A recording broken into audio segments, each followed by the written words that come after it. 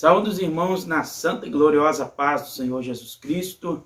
Estamos aqui para ler a palavra de Deus com você.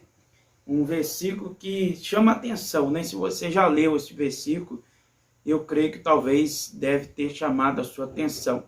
Se você ainda não leu, você vai ler comigo agora. São Marcos capítulo 9 e o versículo 1. Mas antes de lermos, eu quero pedir a você que se ainda não se inscreveu no canal, se inscreva e não esqueça de ativar o sininho para receber as notificações assim que a gente postar um novo vídeo aqui no canal. E também deixe o seu like se você gostar do vídeo, se o conteúdo for útil para você, deixe o like, né? E compartilha também, né? Porque assim como é útil para você essa palavra, vai ser útil também para outros irmãos e irmãs. Então compartilhe nas redes sociais e assim você está ajudando a divulgar a palavra de Deus. Vamos então à palavra. São Marcos capítulo 9, versículo 1. Você pode acompanhar aqui na tela ou na sua Bíblia. Diz assim: dizia-lhes também, em verdade vos digo que dos que aqui estão, alguns há que não provarão a morte, sem que vejam chegado o reino de Deus com poder. Então, irmãos, lendo somente esse versículo, né, às vezes surge uma dúvida. Jesus estava falando aqui de um evento, né? Esse evento é a chegada, o reino de Deus com poder. Mas, quando Jesus fala do reino de Deus, né, qual evento ele tinha em sua mente? E aí surgem algumas interpretações e é isso que eu quero compartilhar com os irmãos aqui nesse vídeo. Porque às vezes você lê e fica uma dúvida, né? E causa talvez até mesmo talvez uma desconfiança com relação à palavra de Deus. Então esse é um versículo, né, um pouco polêmico. E tem um outro também de São Mateus, capítulo 24, versículo 34, que causa também uma certa polêmica. E eu já fiz um vídeo sobre Mateus, capítulo 24, explicando todo o capítulo 24. Aí eu vou deixar aqui na descrição para que você possa também, né, estar conferindo. Se você tem alguma dúvida quanto a Mateus 24, versículo 34, você possa assistir esse vídeo também. Então, irmãos, voltando aqui para o versículo que nós lemos, né? Assim como Mateus 24, 34, esse que nós lemos também, às vezes a pessoa lê e pensa que Jesus está falando sobre a sua vinda, né? Aliás, essa é a primeira interpretação, né? Na verdade, nós encontramos 6 interpretações, 6 eventos, né?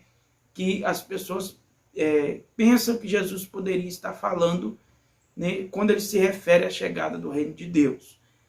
As pessoas que estavam ali com ele, que veriam o reino de Deus.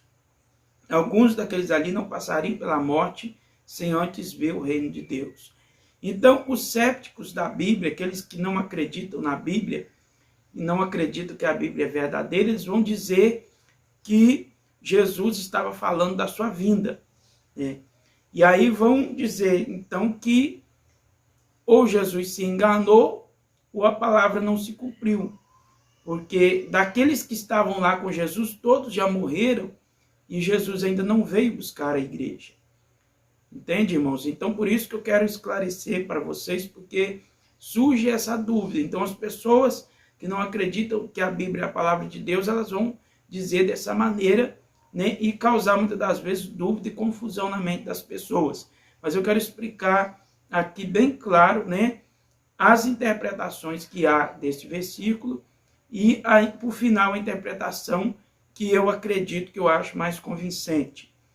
Então, irmãos, né, além das pessoas que não acreditam, que acham que Jesus estava falando da sua vinda, e às vezes o leigo na Bíblia, ele lê somente esse versículo e acaba acreditando nisso, pensando dessa maneira. Mas, na verdade, Jesus não estava falando da sua vinda, porque Jesus não iria se enganar, né? Eu creio que Jesus não iria se enganar, e creio que a Bíblia é a palavra de Deus, e tudo que está aqui é verdade. Então, essa hipótese eu já descarto. Mas existe outra também interpretação. Existem aqueles que acreditam que Jesus estava se referindo à sua ressurreição e ascensão, né?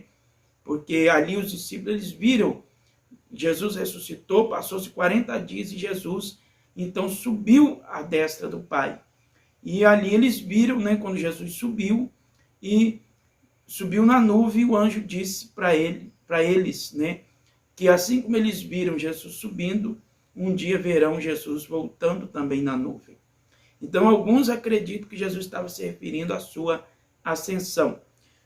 Uma outra interpretação que seria, né, o reino de Deus, seria a vinda do Espírito Santo, né? O Espírito Santo que desceu no dia de Pentecostes lá no templo sobre os discípulos, né? Então, alguns acreditam que seria a descida do Espírito Santo que Jesus estava se referindo como a chegada do reino de Deus. Uma outra interpretação é a propagação do cristianismo, o crescimento do cristianismo, o crescimento do evangelho sobre a face da terra, que se deu após a descida do Espírito Santo, né? Onde os discípulos, apóstolos, começaram ali a expandir o evangelho do Senhor sobre a face da terra. Então, alguns creem que seria esse evento que Jesus estava se referindo. E a quinta interpretação seria a destruição de Jerusalém, né? A destruição de Jerusalém, que ocorreu no ano 70 depois de Cristo.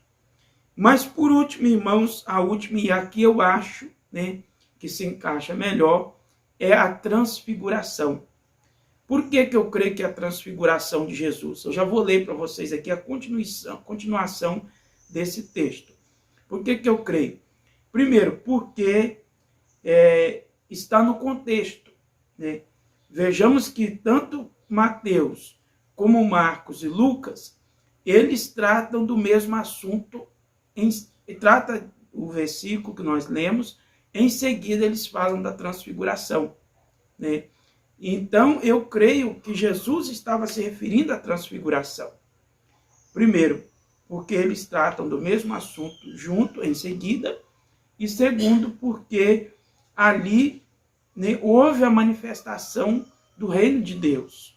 A meu ver, houve a manifestação do reino de Deus, porque Jesus se manifestou ali com Moisés e Elias. Moisés simbolizando a lei e Elias representando os profetas, né? E Jesus representando a chegada do reino de Deus. Então, irmãos, vamos ler aqui, você pode acompanhar comigo na tela ou na sua Bíblia, o versículo 2, do mesmo capítulo a qual nós lemos, né, capítulo 9, do livro de São Marcos. Então, vamos ler do versículo 2 até o 8. E 6 dias depois, Jesus tomou consigo a Pedro, a Tiago e a João, e os levou sós, em particular, a um alto monte, e transfigurou-se diante deles. E as suas vestes tornaram-se resplandecentes em extremo, brancas como a neve, tais como nenhum lavandeiro sobre a terra as poderia branquear. E apareceram-lhe Elias e Moisés, e falavam com Jesus. E Pedro, tomando a palavra, disse a Jesus: Mestre, bom é que nós estejamos aqui e façamos 3 cabanas, uma para ti, outra para Moisés e outra para Elias, pois não sabia o que dizia, porque estavam assombrados. E desceu uma nuvem que os cobriu com a sua sombra, e saiu da nuvem uma voz que dizia: Este é o meu filho amado, a ele ouve. E tendo olhado ao redor, ninguém mais viram, senão Jesus com eles. Então aqui, irmãos, nós vemos que Marcos fala, né, o primeiro versículo que nós lemos, a qual Jesus dizia que alguns dos que estavam ali com ele não provariam a morte sem antes ver a chegada do reino de Deus. Então, nós vemos que não foram todos os apóstolos que viram a transfiguração. Jesus chamou para ir com ele, Pedro, Tiago e João. Chamou esses 3, né? E ali Jesus mostrou a sua glória. Ele se transfigurou. Vejamos que Marcos narra que Jesus, né, a veste dele resplandecia, né, foi a veste tão branca, resplandecente como a neve, que nenhum lavadeiro na terra poderia branquear a veste daquela maneira. E viu também ali Moisés e Elias. Então Pedro disse, seria bom nós fazer aqui 3 cabanas, uma para o Senhor Jesus, uma para Moisés, outra para Elias. Eles estavam assombrados com aquilo que eles viram, né? E em seguida, então, Moisés e Elias desapareceu, e uma voz do céu bradou, dizendo, esse é o meu filho amado, a ele ouve. E fala se referindo a Jesus Cristo. Então, o próprio Deus, eu creio que o próprio Deus, o próprio Pai, bradou do céu, confirmando para eles que Jesus é o Filho de Deus, que Jesus é o Cristo, o Messias, que veio para salvar a humanidade. Então, ali eles viram a glória de Deus, né?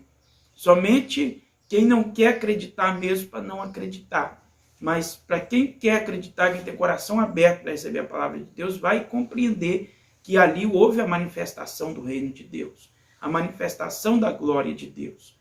E como eu já disse, irmãos, né, além de Marcos, Mateus também narra da mesma maneira. Primeiro ele cita a palavra que Jesus disse, que alguns veriam o reino de Deus antes de passar pela morte, e Lucas também narra a mesma coisa. Mateus e Marcos fala que a transfiguração aconteceu 6 dias após. 6 dias após Jesus profetizar, aconteceu a transfiguração. Lucas fala que foi 8 dias após, né? Mas eu creio que devido à maneira de contar, né? Porque se ele incluiu, ele deve ter incluído, né, o próprio dia em que Jesus profetizou e o próprio dia da transfiguração.